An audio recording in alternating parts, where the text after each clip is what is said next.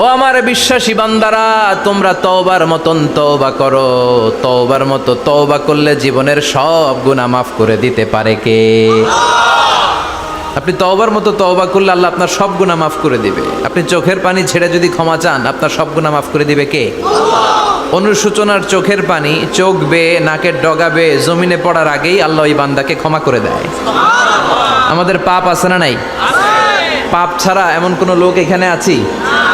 বিশ্বনবী বলেছেন কুল্লুকুম খাত্তাউন, তোমরা সবাই পাপী, সবাই ওয়া খায়রুল খাত্তাইন আত-তাওয়াবুন, আর এই সব পাপীদের মধ্যে সবচাইতে ভালো পাপী যেই পাপী পাপ করার পরেই তওবা করে কার কাছে?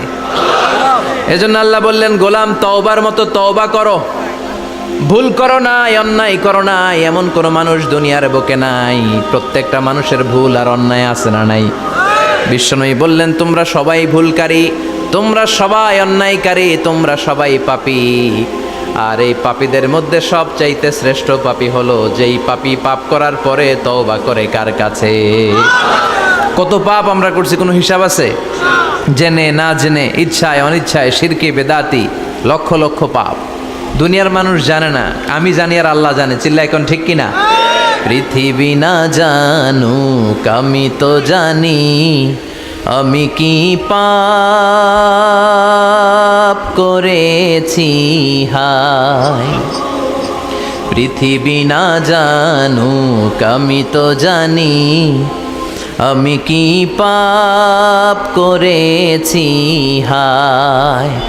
আমার পাপের করলে বিচার, বাঁচার আমার নাই উপায়।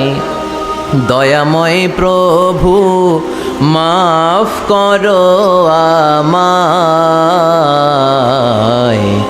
মাফ করো আমায়। পড়ে না আমিন?